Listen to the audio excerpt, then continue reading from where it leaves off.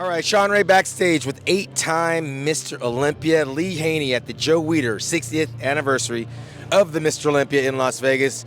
Big Lee, what do you make of this arena, and what do you make of the expo and the size of the Mr. Olympia now? You know, Sean, I had a fantastic time today.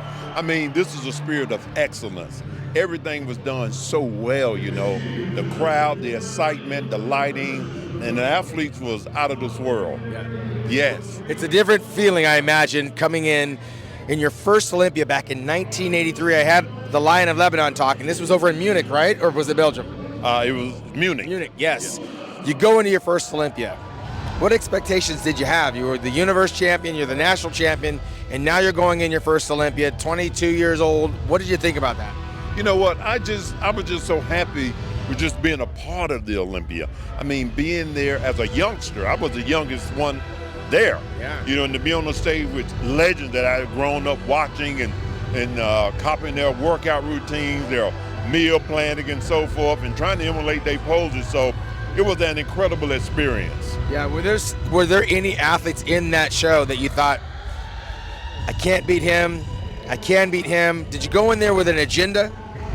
Man, I went in there to win. Yeah. Because, I mean, I won the junior national the first time around, the national the first time around, NPC national the first time around, New York Night of Champions the first time around. So, man, I went in there wanting to win. Yeah, and when you didn't, you lost a little Samir Banu and even littler Muhammad Makaway. Was that discouraging?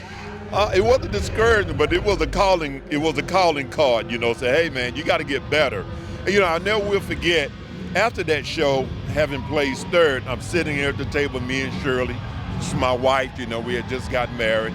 And Arnold walked over to me and said, "Lee, you look fantastic, great physique." He said, "But your posing routine has to be better. Yeah. You cannot stand on the stage with the likes of Samir Banu, Albert Beckers, Robbie Robertson, the best in the sport, with that kind of presentation." Mm-hmm. So Arnold said to me, "Lee, once we get back to California, I want to introduce you to my posing coach."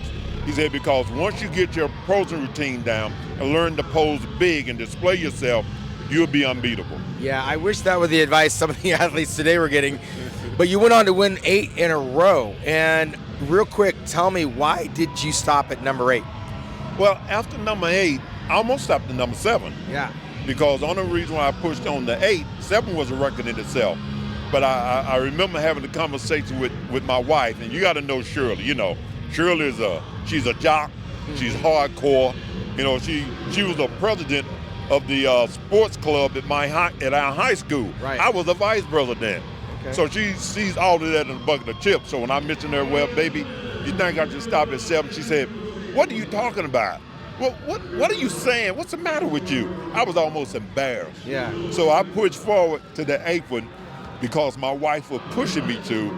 And, you know, when Shirley says it, you got to do it. Yeah, and you were young. You're like 31, 32 years old, coming off of that lifestyle, which Shirley was a part of from the very beginning. Mm-hmm. Then you transitioned. You know, you had a few kids. You got on the President's Council of Physical Fitness.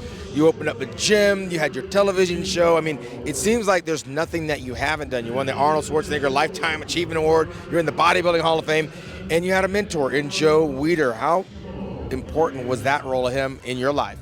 Well, Joe was extremely important. He gave me opportunity, you know, and who wouldn't look forward to an opportunity like that? When Joe asked me, "Lee, I would love to have you to come to California and train and sign you to a contract," it was like, man, the whole world had opened up. Yeah. An opportunity was there. So, of course, I took that opportunity, and having the chance to grow and be around Joe, it had a tremendous impact in my life, you know. I would spend time, or he would spend time with me in his office working on my posing. He always said, "Lee, make sure you smile, show that beautiful smile." And he said something to me before making that decision to come out there. He said, "Lee, is there a young lady that you're crazy about?" And I said, "Yes, sir, there is." He said, "You know what? It's important for a young man to have stability in his life. If you bring her with you, I'll make sure she has a job at the Wheater Center, and that'll help you get established." Yeah. That was fatherly advice, and 41 years later, she's still that beautiful girl in my life. And 41 years later, you are an old grandpa. I'm an old grandpa. You got how many grandkids you got running around? I got 5, and another one on the way. So I'm having a great time, man. We saw that great time at the Expo, hanging out with the other legends of the game. How did the night feel being on that stage with the past champions from coming up and after you? Man, it was incredible. You know, being there with Samir, you know, and then Ronnie, and then Jay, and Phil, and Dexter, you know. I mean, the whole group there, you know. Tony Pearson was there. I mean, it was absolutely incredible. And of course, yourself, Sean, it just meant so much to me. And, you know, now Samir's a senior. Yes, he is. I'm the next one under Samir. Yeah. Because Frank wasn't here, Frank Zane. Right. You know, miss him a lot. But it just goes to show it's not a whole lot of us in that age group that's left. Right. So it was very special to me. In the Jake Wood ring, did it fit? Did it fit your ring? Oh, man. My finger was a little bit big, so I got to get it resized a little, but that was absolutely awesome, man. I can tell you, everyone appreciates you coming here and being a part of this. And I know Joe and his brother Ben are looking down on this weekend at what Jake Wood, Dan Solomon, the whole Olympia crew has done, and the reunion of champions. Yeah.